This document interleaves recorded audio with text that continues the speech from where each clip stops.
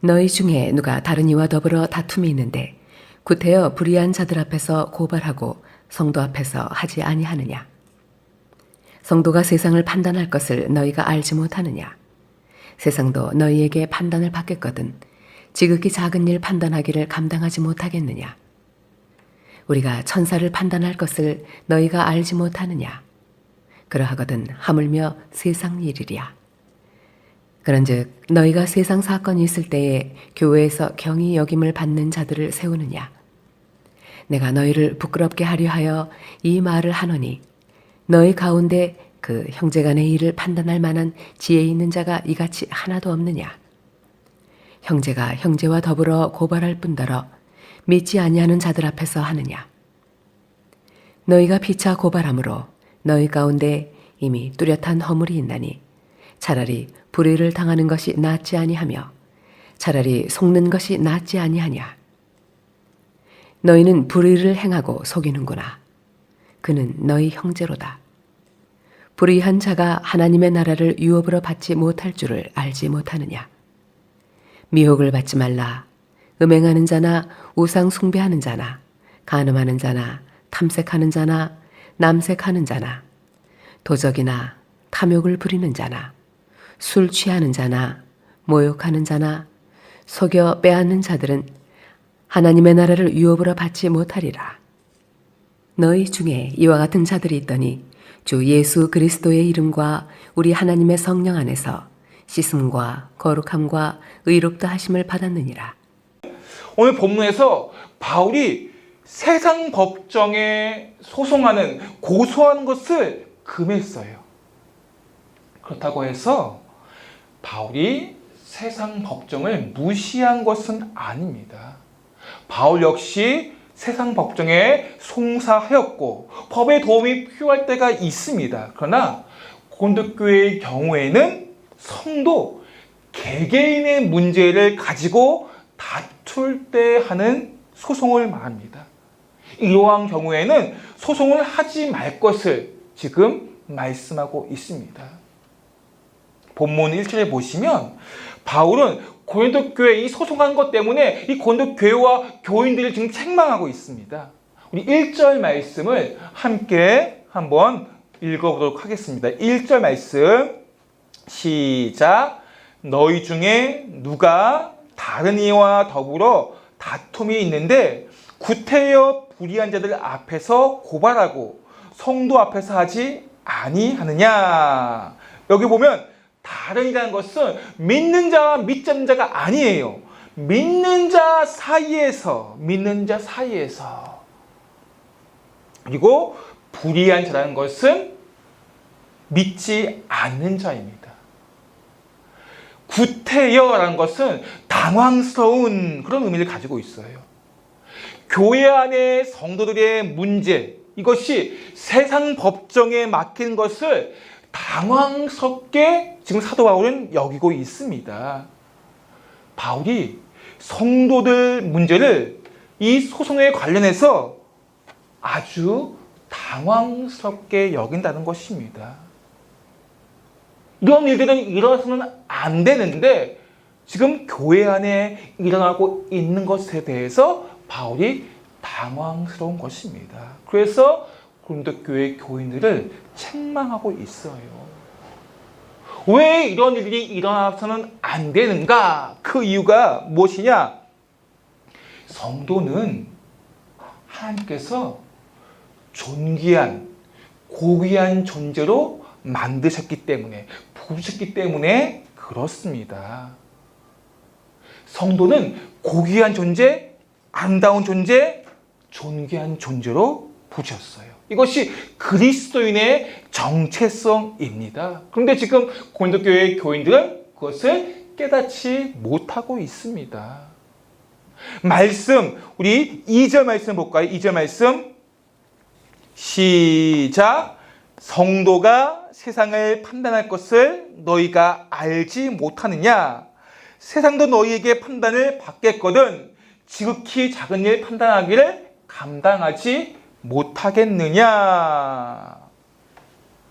말씀 보시면 성도가 세상을 판단한다는 것입니다. 성도가 세상을 판단하는 사실이에요. 세상을 판단하는 것은 그리스도인이 얼마나 고귀하고 존귀한 존재인가를 알려줍니다. 세상 사람들 사이에 문제가 생길 때 그것을 법원에서 판단하는 사람이 있어요. 누구죠? 판사. 그래서 판사에 대한 존귀한 고귀함, 그래도 권위를 부여하고 있어요.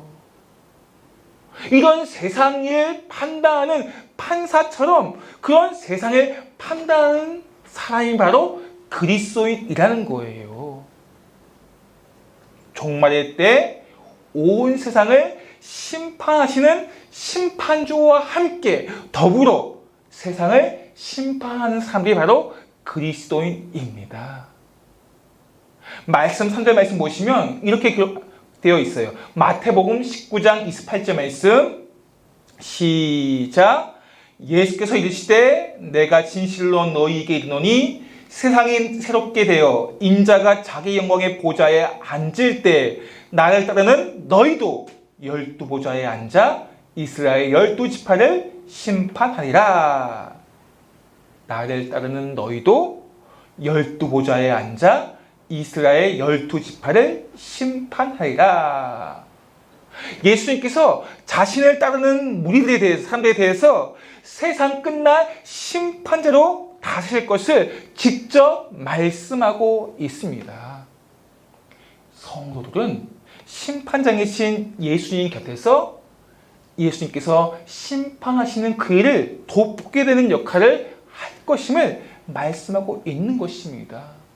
이처럼 성도는 존귀하고 고귀한 존재입니다.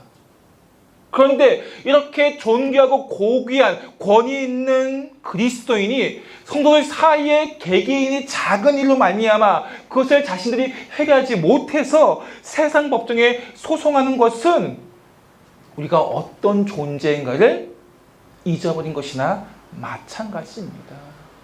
우리 하나님께서 우리를 자부심, 자긍심을 가지도록 고귀한 존재, 존귀한 존재로 부르셨습니다. 그래서 성도는 세상을 심판할 수 있는 그러한 존재였어요. 세상만이 아니라 천사 또한 심판할 수 있게 하셨어요. 3절 말씀 보시면 한번 함께 읽겠습니다. 시작. 우리가 천사를 판단할 것을 너희가 알지 못하느냐? 그러하거든 하물며 세상 일이랴. 우리가 천사를 판단한 것을 너희가 알지 못하느냐? 물론 여기에서 천사는 타락한 배도한 천사를 말합니다. 마지막 때 결박당한 타락한 천사들을 심판하는 권위를 하나님께서 주셨어요. 천사를 심판할 수 있는 권위를. 이처럼 성도는 세상 역사 그리고 천사 또한 판단할 수 있는 능력을 성도에게 주셨다는 것입니다. 얼마나 고귀하고 존귀한 존재입니까? 이것이 그리스도의 모습이에요. 그런데 지금 고린도교회 안에 성도들이 그들 사이의 분쟁과 다툼, 그 지극히 작은 일을 판단하지 못하고 있다는 것입니다. 왜 그럴까요? 분명히 그들에게 힘과 능력과 지혜를 주셨음에도 불구하고 이 고린도교회 교인들이 세상의 지혜를 우선시했기 때문에 그렇습니다. 우리의 삶의 많은 판단, 기준에 우선시해야 할 것은 하나님의 지혜예요. 십자가의 지혜입니다. 그런데 세상의 지혜, 인간의 지혜를 우선시했기 때문에 고린도교회 교인들은 세상 법정에 그 문제를 소송한 거예요. 자기들끼리 그 문제를 해결할 수 없다고 여겨서. 이것은 고린도교회 교인들이 자신이 존귀한 존재, 고귀한 존재, 자신들의 자긍심을 잃어버린 것이나 마찬가지입니다. 우리가 그런 존귀함, 고귀함, 자긍심을 잃어버리면 세상에 의해 판단되어지는 그러한 하찮은 존재가 되는 것입니다. 사랑하는 성도 여러분, 하나님께서 우리를 고귀한 존재, 존귀한 존재, 자긍심을 가질 수 있도록 부르시고 만드셨음을 잊지 마시기 바랍니다. 세상의 지혜가 아니라 하나님의 지혜로 세상을 분별할 수 있는 그러한 은혜가 우리 모두에 있기를 예수님의 이름으로 축복합니다. 이어서 바울이 계속해서 고린도교회 교인들을 책망하는 이유가 있어요. 소송 문제 속에서 왜 계속해서 사도 바울이 고린도교회 교인들을 책망하고 있느냐? 이 소송 문제는 하나님의 영광을 가리고 교회에게 수치를 주기 때문에 그렇습니다. 4절 말씀 한번 보겠습니다. 4절 말씀. 그런즉 너희가 세상 사건이 있을 때 교회에서 경히 여김을 받는 자들을 세우느냐. 여기서 세상 사건이라는 것은 교회 밖의 사건이 아니에요. 비오티코스라 해서 아주 작은 일, 누구라도 그 문제에 대해서 해결할 수 있는 일, 이것을 바로 세상 사건 일이라고 합니다. 교회 안에 작은 문제들, 어른들이라면 누구라도 판단할 수 있는 일, 그렇다면은 어른들에게 이것을 판단할 수 있는 일이기 때문에 충분히 이 문제를 해결할 수가 있어요. 그런데 그 문제를 해결하지 못하고 교회에서 경히 여김을 받는 자, 연소한 자, 어린 자들을 말합니다. 자기들 어른들이 그 문제를 해결하지 못하고 해결하지 않고 아이들에게 그 문제를 맡기는 거예요. 지금 그렇게 지금 사도 바울이 어떻게 보면 고린도교회 교인들의 모습을 조롱하는 것이나 마찬가지인데,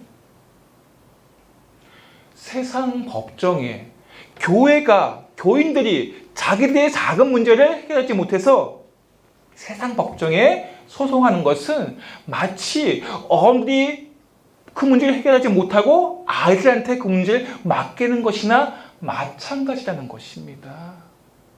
그래서 교회가 수치를 당하는 거예요.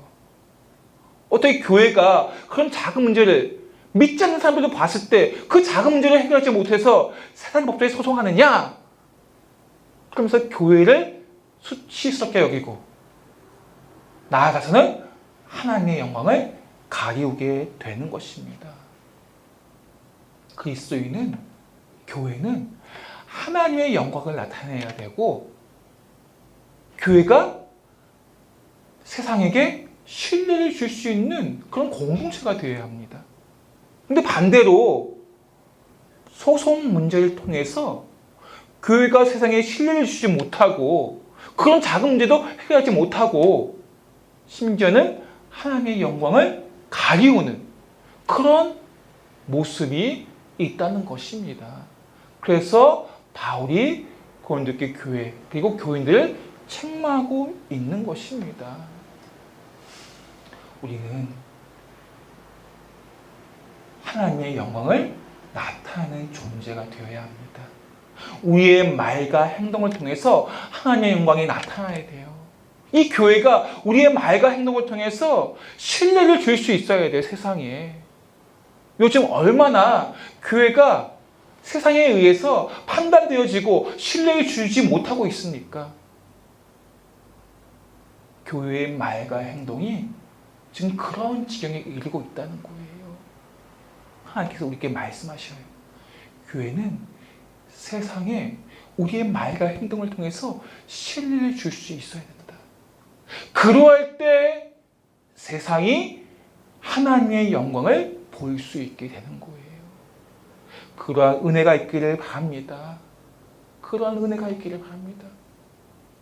그리고 사도 바울은 고린도교회 교인들의 문제는 지금 소송의 문제 안에 소송 당사자 간의만의 문제가 아니에요. 소송을 하고 있다는 것은 이미 교회가 교회 역할을 하고 있지 못하는 거예요. 교인이 교인의 역할을 하지 못하고 있다는 것입니다. 5절 말씀 한번 볼까요? 5절 말씀 시작. 내가 너희를 부끄럽게 하려 하여 이 말을 하노니 너희 가운데 그 형제 간의 일을 판단할 만한 지혜 있는 자가 이같이 하나도 없느냐. 너희 가운데 그 형제 간의 일을 판단할 만한 지혜 있는 자가 이같이 하나도 없느냐. 이 소송의 문제를 해결할 수 있는 형제가, 지혜 있는 자가 이같이 하나도 없느냐라고 반문하고 있습니다. 소송 문제가 발생한 것은 물론 먼저는 소송 당사자 간의 문제가 있어요. 그리 서로의 갈등을 해결할 수가 있어야 하는데 그렇지 못하고 있어요. 그러면 교회가 그 소송의 문제를 해결할 수 있도록 도와줘야 해요. 조정할 수 있도록 도와줘야 합니다. 지금 교회가 그 책임을 다하지 못하고 있는 거예요. 교회 안에 있는 그리스도인들이 그 책임을 함께 감당하지 못하고 있는 것입니다. 그 문제는 너희들 문제야. 성도 사이에 문제가 생기면 우리는 팔짱 끼고 보고만 있어야 됩니까? 아니요. 어떻게 그 문제를 잘 해결할 수 있을까? 서로 지혜를 모아야 돼요. 이것이 세상 법정에 가지 않도록, 소송되지 않도록 지혜를 모으고 함께 교회가 이 문제를 잘 조정할 수 있어야 합니다. 개인의 만의 문제가 아니에요. 세상 법정에 소송되는 것은 앞에서도 말씀드렸듯이 교회가 수치를 당하는 거예요. 그리스도인이 수치를 당하는 거예요. 그렇다면은 교회가 그 문제를 해결하기 위해서 적극적으로 그 문제를 조정할 수 있도록 하셔야 되고, 그리스도인들도 마찬가지예요. 함께 형제된 이웃들이 아닙니까? 그렇다면 어떻게든 그 문제를 해결하도록 도와줘야 한다는 것입니다. 우리는 교회 안에 문제가 생길 때 내 문제가 아니니까 방관해서는 안 됩니다. 함께 형제된, 지체가 된 그런 공동체 아닙니까?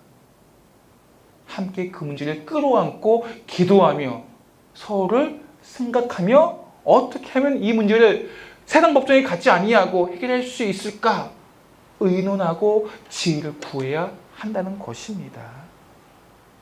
그런데 고린도교회가 그렇지 못했기에 지금 책망을 받고 있는 것입니다. 어쩌면 우리도 그런 문제 속에 있을지 모르겠어요. 교회 안에 있는 많은 다양한 문제들 속에, 성도 간의 문제 속에 우리는 얼마나 그 문제를 기도로 풀어가기 위해서 사랑으로 다가가고 있습니까? 오늘 우리가 이 말씀을 통해서 교회 안에 문제가 있을 때 적극적으로 나아가서 함께 품고 기도하고 해결할 수 있는 그러한 따뜻함이 있는 교회가 되기를 예수님으로 축복합니다. 마지막으로 어떻게 보면 사도 바울이 이 말을 하기 위해서 앞에 여러 가지 이야기를 할 수 있었는데 7절 말씀 한번 볼까요? 7절 말씀 함께 읽겠습니다. 시작. 너희가 피차 고발함으로 너희 가운데 이미 뚜렷한 허물이 있나니 차라리 불의를 당한 것이 낫지 아니하며 차라리 속는 것이 낫지 아니하냐? 너희는 불의를 행하고 속이는구나. 그는 너희 형제로다. 지금 고린도 교회 안에 있는 이 소송의 문제는 그 자체의 문제보다 더 큰 문제가 교회 안에 있어요. 어떤 문제냐? 바로 복음대로 살지 못하는 문제예요. 복음을 들었으면 그 복음대로 살아야 되는데 복음적인 삶을 살지 않기 때문에 지금 소송 문제가 발생한 것입니다. 복음을 들었고 복음에 대한 알은 있지만 그 알미 행동으로 전해지지 않는 것입니다. 성도 간의 다툼은 정의, 불의 그런 문제로 싸우는 게 아니에요. 아주 작고 사소한 문제일 때가 많습니다. 싸우는 문제는 기득권의 문제, 돈의 문제, 명예의 문제, 자존심의 문제 이런 문제가 대다수죠. 이럴 때는 오히려 당하는 쪽이 낫다는 거예요. 속는 쪽이 낫다는 거예요. 이것이 성경을 기록하고 있습니다. 너희는 피차 고발함으로 너희 가운데 이미 뚜렷한 허물이 있나니 차라리 불의를 당하는 것이 낫지 아니하며 차라리 속는 것이 낫지 아니하냐. 이것이 복음적인 삶이기 때문에 그렇습니다. 내가 불의를 당하고 속는 것이 나은 이유는 그것이 복음적인 삶이기 때문에 그렇습니다. 복음은 정말 우리에게 감격과 기쁨이 있는 복된 소식으로 무엇과도 바꿀 수 없는 소식입니다. 이로 말미암아 우리가 새로운 피조물이 되었어요. 그렇다면 이제는 우리는 하나님의 의로 사는 인생이 되어야 합니다. 근데 복음을 내 안에 담고만 있으면 그것이 밖으로 나오지 아니하고 삶으로 나오지 아니하며 복음의 삶이 아니에요. 복음은 들은 대로 그 삶으로 나타내야 된다는 것입니다. 오늘 바울이 성도들 간의 다툼, 이 소송의 문제 속에 먼저 성도들이 들은 복음대로 살지 않았기 때문에 이러한 문제가 발생했다고 말씀하고 있는 것입니다. 이렇게 복음대로 살지 못할 때, 방관할 때 어떠한 일이 일어나는가? 9절 10절 말씀 한번 보겠습니다. 9절 10절 말씀. 불의한 자가 하나님의 나라를 유업으로 받지 못할 줄을 알지 못하느냐? 미혹을 받지 말라. 음행하는 자나 우상 숭배하는 자나 간음하는 자나 탐색하는 자나 남색하는 자나 도적이나 탐욕을 부리는 자나 술 취하는 자나 모욕하는 자나 속여 빼앗는 자들은 하나님의 나라를 유업으로 받지 못하리라. 지금 소송 문제를 가지고 교회와 교인들이 책임을 지지 못하고 세상 법정에 맡기게 되는 이러한 당황스러운 복음대로 살지 못하는 이러한 모습과 오늘 말씀처럼 불의한 모습, 이들은 결국에 하나님의 나라를 유업으로 받지 못할 것이다 라고 말씀하고 있습니다. 사랑하는 성도 여러분, 우리는 복음을 들은 자입니다. 그렇다면 복음을 들은 자의 삶의 모습이 나타나야 합니다. 그리스도인은 서로의 삶을 배려하고 존중해야 합니다. 교회 안에 교인들 사이에 갈등이 있을 때 서로 돌아보고 그 갈등을 조정할 수 있어야 합니다. 복음을 복음으로 받아들일 때, 복음적인 삶을 살아갈 때 교회가 교회 되어지고 하나님의 영광이 나타날 때 우리의 삶 가운데 하나님의 나라를 유업으로 받을 수 있게 되는 것입니다. 그것이야말로 이 땅에서 지혜로운 삶을 사는 비결입니다. 오늘 이 말씀을 통해서 우리 모두가 복음적인 삶을 통해서 교회가 교회되어지고 하나님 나라가 확장되어진 그 복된 그 일에 우리 모두가 쓰임받기를 예수님으로 간절히 축원드립니다. 아멘.